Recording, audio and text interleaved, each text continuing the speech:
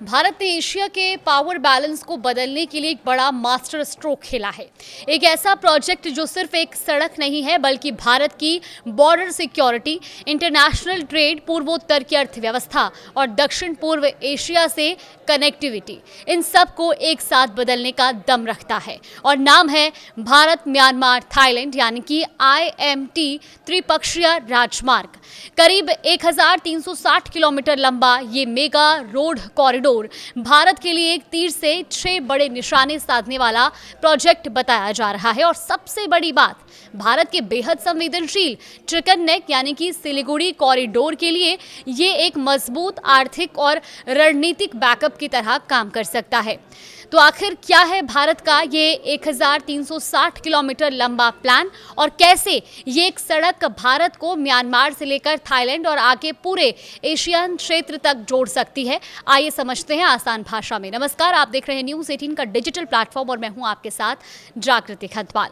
तो सबसे पहले समझिए कि IMT हाईवे है क्या। देखिए, भारत म्यांमार थाईलैंड त्रिपक्षीय राजमार्ग करीब 1360 किलोमीटर लंबा 4 लेन रोड कॉरिडोर है। इसका शुरुआती पॉइंट है मणिपुर का सीमावर्ती शहर मोरे। मोरे से सड़क म्यांमार में प्रवेश करती है और वहां तमू, कलेवा, मंडाले और राजधानी नेपिडो से होकर आगे बढ़ती है। इसके बाद ये म्यांमार से निकलकर थाईलैंड के मेसौत शहर में प्रवेश करती है और मेसौत पहुंचते ही ये थाईलैंड के विशाल हाईवे नेटवर्क से जुड़ जाती है। यानी एक ऐसा जमीनी रास्ता तैयार करने की कोशिश है जो भारत को सीधे दक्षिण पूर्व एशिया से जोड़ देगा। और इस कॉरिडोर की शुरुआत का विचार साल 2002 में पूर्व प्रधानमंत्री अटल बिहारी वाजपेयी के समय सामने आया था। तब उम्मीद थी कि ये प्रोजेक्ट 2015 तक पूरा हो जाएगा, लेकिन म्यांमार के मुश्किल भौगोलिक हालात, पैसों की कमी और वहां हुए तख्ता पलट के बाद पैदा हुए हालातों की वजह से इसकी डेडलाइन लगातार आगे बढ़ती गई।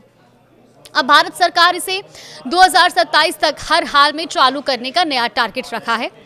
देखिए, अब सवाल यह है कि चिकन नेक को इससे फायदा कैसे होगा। देखिए, पश्चिम बंगाल के सिलीगुड़ी में मौजूद सिलीगुड़ी कॉरिडोर को चिकन नेक कहा जाता है और करीब 20 से 22 किलोमीटर चौड़ी ये संकरी पट्टी मुख्य भारत को पूर्वोत्तर के 8 राज्यों से जोड़ती है।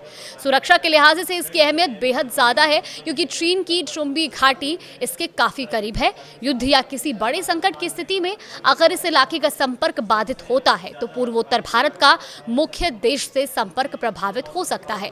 यहीं IMT हाईवे की रणनीतिक अहमियत सामने आती है।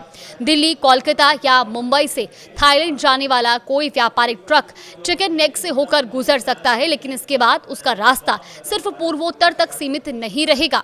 वो मणिपुर के मोरे बॉर्डर से म्यांमार होते हुए थाईलैंड तक जा सकेगा।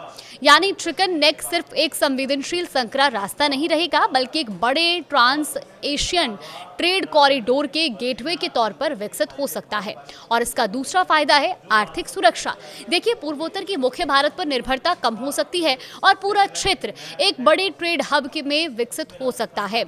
अब भारत के एक तीर से 6 बड़े निशाने कैसे हैं वो भी आप समझिए। देखिए, पहला निशाना तो म्यांमार भारत के पूर्वोत्तर का प्रवेश द्वार है। IMT हाईवे के जरिए दोनों देशों के बीच सीधा जमीनी संपर्क मजबूत होगा और इससे सीमावर्ती इलाकों में व्यापार को बढ़ावा मिलने के साथ साथ सुरक्षा और उग्रवाद से जुड़ी चुनौतियों से निपटने में भी मदद मिल सकती है। दूसरा है थाईलैंड और एशियान। थाईलैंड एक सीधी सड़क पहुंच भारत के लिए 10 एशियान देशों के बाजारों तक कनेक्टिविटी का रास्ता खोलती है। भारत का सामान सड़क के रास्ते थाईलैंड और आगे कंबोडिया और वियतनाम जैसे बाजारों तक पहुंच सकेगा। इससे लॉजिस्टिक्स और ट्रांसपोर्ट की लागत और समय को कम करने का अवसर मिलेगा। अब तीसरा है बांग्लादेश। देखिए, भारत इस कॉरिडोर का दायरा भविष्य में बांग्लादेश तक बढ़ाने का प्रस्ताव भी रखता है और अगर ऐसा होता है तो कोलकाता से त्रिपुरा और मेघालय की तरफ जाने वाला ट्रैफिक चिकन नेक के लंबे रास्ते के बजाय बांग्लादेश के रास्ते जा सकेगा। यानी चिकन नेक पर निर्भरता कम करने की दिशा में ये बड़ा कदम होगा। अब चौथा है नेपाल। इस कॉरिडोर के अगले चरण में नेपाल को जोड़ने की योजना भी है और इससे नेपाल को भारत और दक्षिण पूर्व एशिया के बाजारों से अपने व्यापार को जोड़ने के लिए एक नया आर्थिक रास्ता मिल सकता है। पांचवा, भूटान। भारत का करीबी पड़ोसी भूटान भी इस बड़े ट्रांसपोर्ट नेटवर्क का हिस्सा बन सकता है। भूटान का सामान भारत के पूर्वोत्तर से होते हुए म्यांमार और थाईलैंड के बाजारों तक पहुंच सकेगा, यानी भूटान के लिए भी नए व्यापारिक अवसर खुल सकते हैं। और छठा है सबसे बड़ा रणनीतिक निशाना, चीन। देखिए, चीन की BRI यानी कि बेल्ट एंड रोड इनिशिएटिव और CPEC यानी कि चाइना पाकिस्तान इकोनॉमिक कॉरिडोर के जरिए एशिया में अपना प्रभाव बढ़ाने की कोशिश है। ऐसे में भारत का IMT कॉरिडोर दक्षिण और दक्षिण पूर्व एशिया में एक वैकल्पिक कनेक्टिविटी नेटवर्क के तौर पर देखा जा सकता है। भारत एक ऐसा ट्रेड रूट तैयार करना चाहता है जो कनेक्टिविटी, व्यापार और क्षेत्रीय सहयोग पर आधारित हो। लेकिन सबसे बड़ी चुनौती म्यांमार। इस पूरे प्रोजेक्ट की राह आसान नहीं है। बताया जा रहा है कि करीब 70% काम पूरा हो चुका है, लेकिन बचे हुए 30% काम के सामने बड़ी चुनौतियां हैं। साल 2021 में म्यांमार में सैन्य तख्ता पलट के बाद वहां की जुंडा सरकार और स्थानीय बागी गुटों PDF और एथिक आर्म्ड ऑर्गेनाइजेशंस के बीच हिंसक संघर्ष जारी है। हाईवे का एक बड़ा हिस्सा चीन राज्य और संगाइंग क्षेत्र से गुजरता है, जो म्यांमार में जारी संघर्ष से प्रभावित इलाके हैं। ऐसे में भारतीय ठेकेदारों, इंजीनियरों और मजदूरों के लिए वहां काम करना बेहद चुनौतीपूर्ण है। इसके अलावा तमू, क्विगोन और कलेवा मार्ग पर अंग्रेजों के ज़माने से 69 पुराने लोहे के पुल हैं। भारत सरकार इन पुलों को हटाकर नए RCC ब्रिज बना रही है, लेकिन कागजी अड़चनें और युद्ध जैसे हालात काम की रफ्तार को प्रभावित कर रहे हैं। वहीं कलेवा यागी का इलाका पहाड़ी और बेहद चुनौतीपूर्ण है, जहां भारी बारिश और भूस्खलन भी काम में रुकावट डालते हैं। और सिर्फ सड़क बन जाना ही काफ़ी नहीं है, तीनों देशों के बीच त्रिपक्षीय मोटर वाहन समझौता यानी कि MVA भी जरूरी है। जब तक ये समझौता नहीं होता, तब तक तीनों देशों की गाड़ियों की निर्बाध आवाजाही संभव नहीं होगी। कस्टम ड्यूटी, वीजा नियम और सुरक्षा जांच जैसे मुद्दों पर अभी बातचीत चल रही है। तो कुल मिलाकर अगर ये प्रोजेक्ट पूरी तरह चालू हो गया तो इसका असर सिर्फ सड़कों पर नहीं दिखेगा, असर दिखेगा पूर्वोत्तर की अर्थव्यवस्था पर, भारत के अंतर्राष्ट्रीय व्यापार पर और दक्षिण पूर्व एशिया के साथ भारत के रिश्तों पर भी।